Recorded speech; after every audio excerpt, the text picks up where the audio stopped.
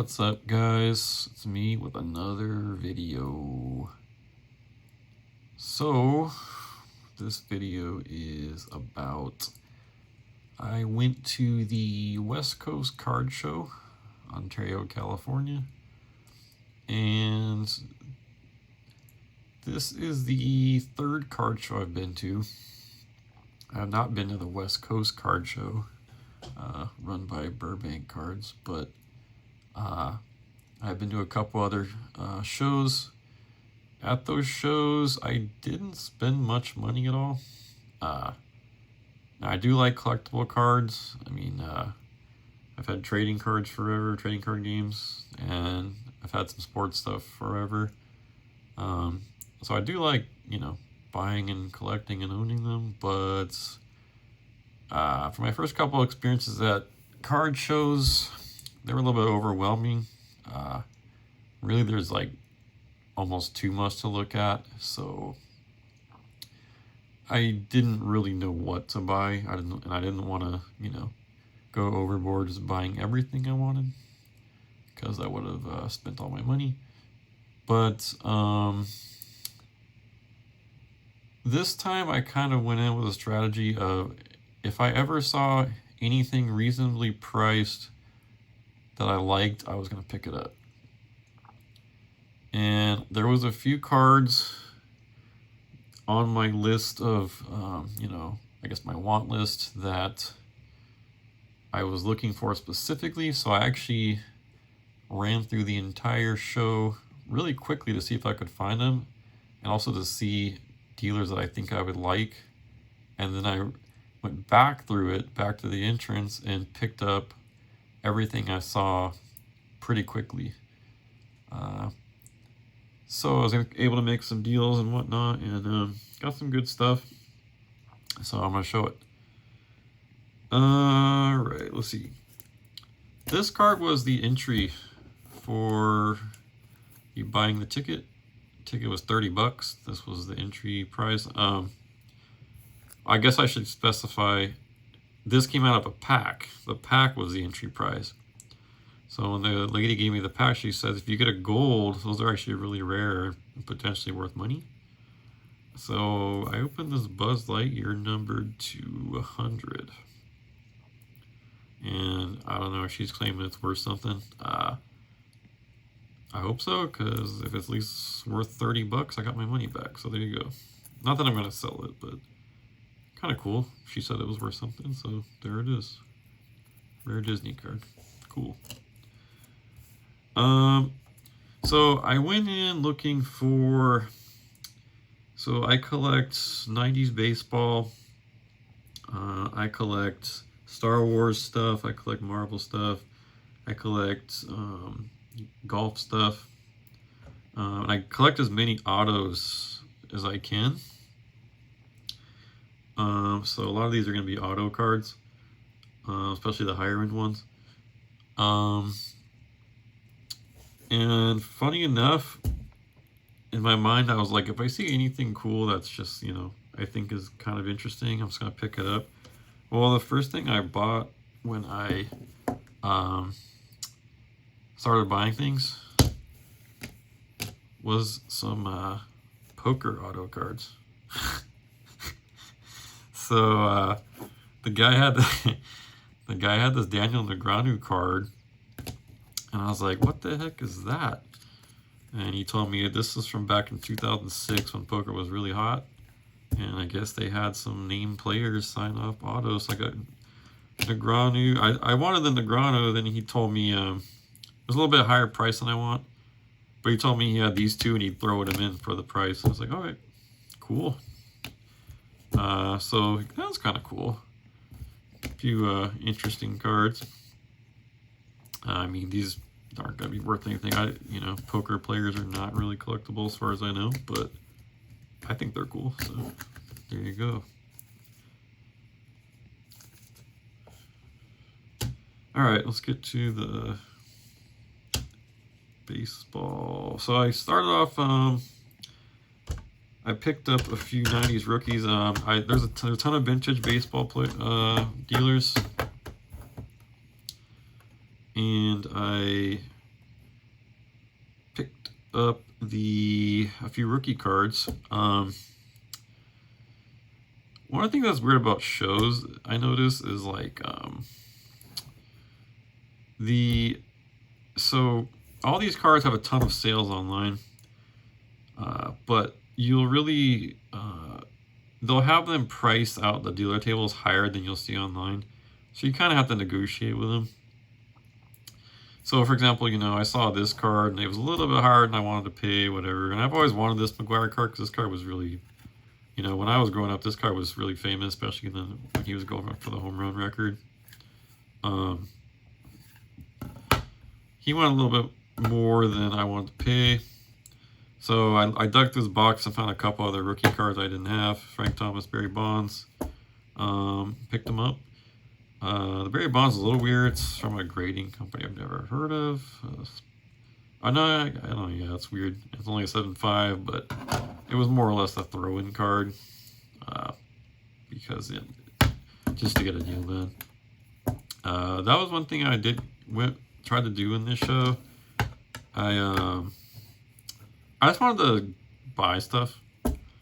Even if it wasn't perfect. Like, I would prefer this was PSA graded, and I prefer it's at least an 8 or 9. 9 would be better. But it was part of a deal, so I just kind of threw it in, and now I have a Barry Bonds rookie card, and a Frank Thomas and a McGwire, so I can't complain. Yeah, happy with that. This card back in the day was going for a ton of money when he was going for the record. Not nearly as much now, but it's still cool to have.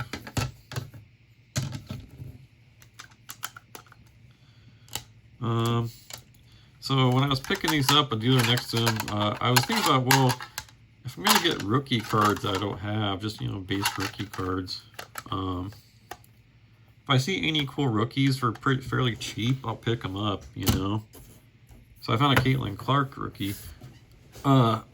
This, it's just our base card. It's our base first WNBA base card. Picked up pretty cheap, but I got it in a 10, which is cool. So she goes on to be a Hall of Famer or something. This could, I'll make some money on this, right? Not that I'm gonna sell it or anything. But yeah, I thought it was cool. Her cards are really overpriced right now. After I got this, around the same dealer, there's tons of Caitlin Clark autos, and they're like really high value right now. Be cool to have one, but it's not really urgent for me. So I just wanted to pick this up. That was cool. Let's see. I picked up some cool Marvel stuff. One of the cool things I got was a Guardians of the Galaxy relic card. I guess the Diamond Shard dual relic with Gamora and Star-Lord. Thought this was really cool. I guess, so these are actually movie worn, I believe. Let's see. Trading card with pieces of the Guardians of the Galaxy. Memorabilia certified of being part of the production of Marvel Studios' Guardians of the Galaxy movie. So these were worn on the production set. So that's kind of cool, right? I think that's cool. Personally, I don't like relic cards as much as autographs, but this was like pretty not too expensive, and I thought it was cool. So I picked it up. And then I got another cool one, a Captain America Iron Man one. I thought this was really cool. He had this price higher than the other ones. He had several of these dual relic cards. These are the two I wanted the most out of the ones he had. This one was the highest price, but I actually was able to negotiate them down to the price of another one. So, because I got two for one, or was it 2 for the same price? Yeah, same thing. This was memorabilia worn, or this has been part of the production of Captain America: Civil War, the movie. So there you go, Robert Downey Jr., Chris Evans relic card. Not bad. I would love to get autos of some of these characters, but the autos for Marvel characters are extremely high too. Maybe one of these days, if I'm just gonna go with a bunch of money at some point, save up, and just only buy autos. Maybe buy like, I don't know, 5 or 10 cards that are just autos that I really want. That'd be kind of sick. But I guess for this trip, I didn't want to go overboard, although I did spend more than I intended. So I didn't buy like any of those super high value. Like I'm pretty sure the guy pulled out Chris Evans autos and they were like thousands of dollars. I want to see another one for like $3,000 or something. And I checked online, even the sales online were in the $2,500 range. So it was an expensive ass card. So this is what I'm going with now. This is pretty cool.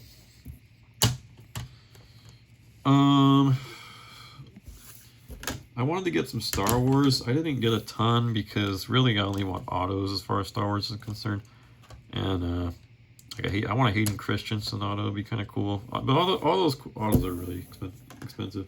I was able to pick up a Costco Reeves Mercedes Bernardo auto. This one is kind of cool. This is a Topps Chrome Star Wars. This one's kind of cool because, of course, she was one of my favorite wrestlers.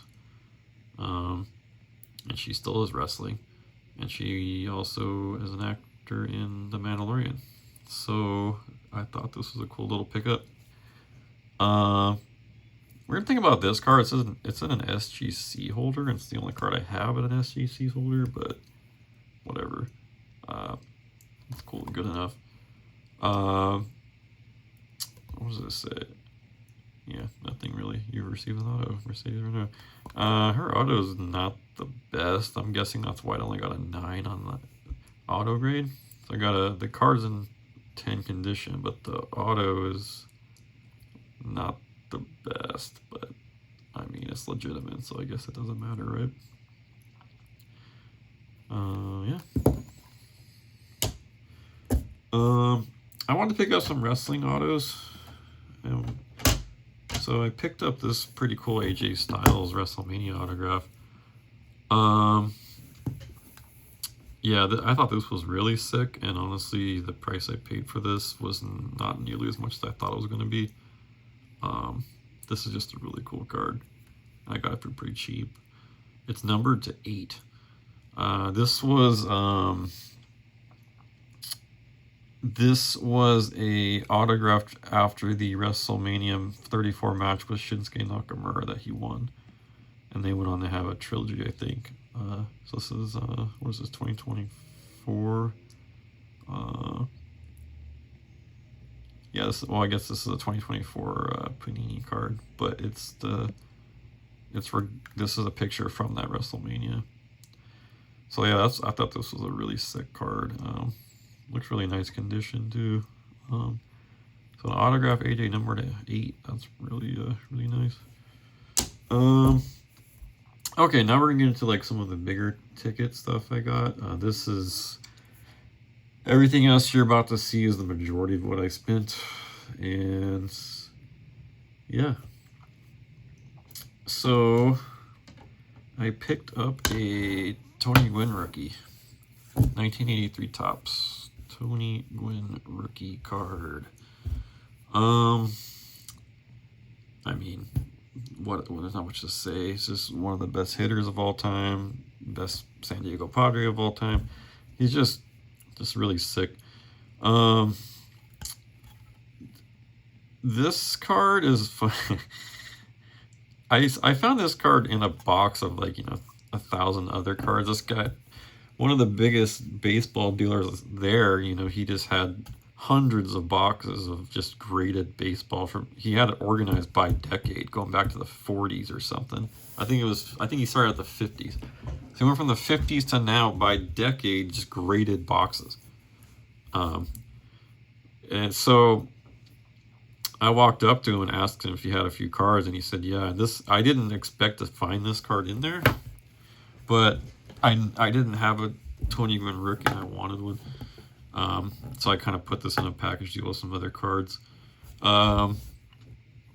The interesting thing about this card, it's a mid 9 grade.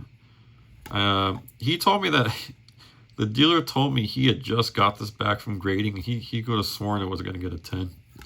He thought it was for sure a 10. I mean, it looks, everything almost looks perfect on this. It has it's like slightly off center. And that's probably the reason they didn't give it a 10. But he said he thought it was going to get a 10. This card, if it got a 10, is like $3,500 card. Or it's something really high like that. I think it's like $3,000 at least. In a 9, I paid a very small fraction of that. So it's like the difference between a 9 and 10 is crazy. And to me, if this is close to a 10, I'm happy with that. And I'm not going to pay $3,000 for a 10 anyway. So I'd rather pay what I got this for, like 100 and something. What did I get this for? 100 and something bucks. It was under 200 bucks I got this card. So to me, that's a crazy value if you're just trying to collect a rookie baseball card. So I'll take it. Okay, so now we're getting to some of the cards I was specifically looking for when I went. And 2 of them are here. These are the 1988 San Bernardino Spirit Griffey rookie cards. I guess not really rookie cards, they're actually minor league cards before he got into the majors. This is 2 of the 3 Griffey pre-1989, I guess, minor league cards that I was missing. There's still one I'm missing that I'll try and find at the next card show, because these cards in 9 to 10 range is almost impossible to find. Even online, they're very hard. This card in particular is almost impossible to find above a 9. A 10's like never comes up. 9s you'll find once in a great while. This is the only one I saw on the entire floor, and I just picked it up as soon as I saw it, because I was like, you know what, I'm just gonna buy this card. I have all his other stuff in a 10, but these 2 cards I'm just gonna go with a 9 or an 8 for now. If I do find it, the problem is the 10s are so freaking expensive that I don't know if I want to do it or not. If I'm gonna spend that kind of money, I'd rather just get some autos or something. But yeah, these are really sick. You know, I mean, the cool thing about these is, like, you know, 88, you know, I was a kid, I wasn't even really into baseball yet. And there's also a San Bernardino card, which is kind of cool, because I live like 15 minutes from that. This is kind of cool to think that, you know, one of the best players of all time played like 15 minutes from me on the field in San Bernardino. That's kind of cool, right? So yeah, I was really happy to pick these up. I mean, even this 8, I mean, it looks really good to me. Maybe slightly off center or something, but not much. So yeah, really cool. I'm happy I was able to get these. I got one more minor league card to go, and then I have all his rookies and minor league cards, and then the collection's complete. With those, the guy actually had this card. This card was really kind of interesting. This is actually another minor league card that was made, but it's actually not an authorized card. The guy told me, I think these were made in some company made these like unauthorized by the league or whatever, and distributed them. So I don't know, I got it really cheap or whatever. I mean, it's kind of like having a non-licensed card, so someone made it, and then it's kind of, I guess it's kind of collectible in a way, even though it's not nearly as valuable as the other ones. But I want to have it, and now I have it. Kind of cool. All right, now let's get into the really, really big ticket items. So those are all a little pricey, but not as pricey as the ones coming up. So I have a few more cards here. I got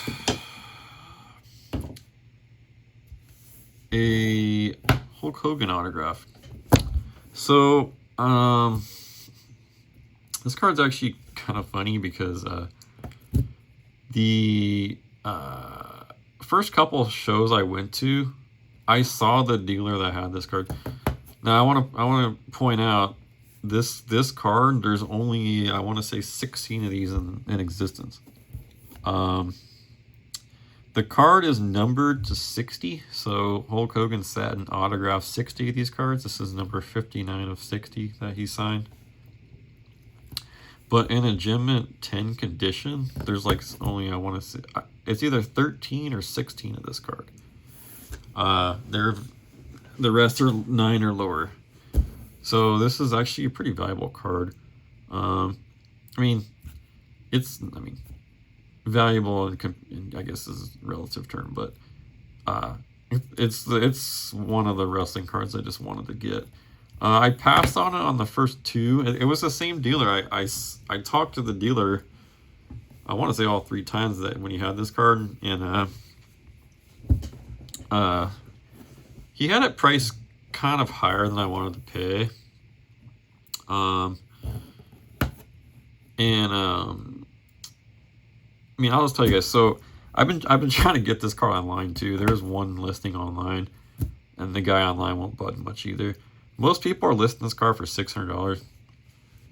I just don't want to pay $600. I never did.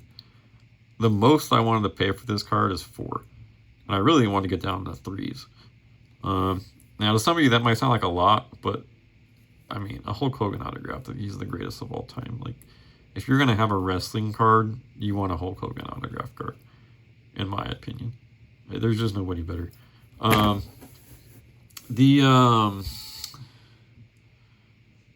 So he didn't want to go below, I think he didn't want to go below 5. But I didn't want to go above 4, really. So we were, $100 apart on this card, at least. So one of the things I learned from watching a lot of, people who do this for a living and go to card shows all the time is they'll try and bundle some other cards into the deal to try and get a better deal on multiple cards. And that's something I'm probably going to keep in mind for the future if I ever start spending more money. The more cards you buy, the better deal you get. Is what really it boils down to. You're buying one card at a time. You might get $20 off the card. If you buy a lot of cards, you're spending hundreds or even thousands of dollars. You're gonna get a pretty big discount usually. So I was looking at his case. He had a pretty small case, really. To see maybe there's some $50 or $100 card we just throw in and get that deal done. And he had this card in his case, 2018 Shohei Ohtani Bowman rookie. I've always wanted one of these. There is an autograph version, but that's going for way too much money. So the auto or the base rookie is kind of cool, right? In a 9.5.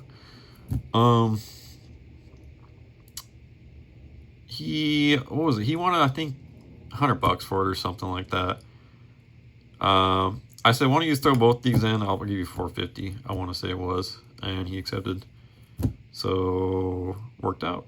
And that's kind of the way to get the deal done and get an extra card that you wanted in the deal. And it's kind of like you got a card for free almost, really. Or, well, I mean, not really, but kind of. I guess this deal is better than if I just bought this card, right? Putting this card in got the deal done is what matters, right? And I didn't pay really the full price for either card.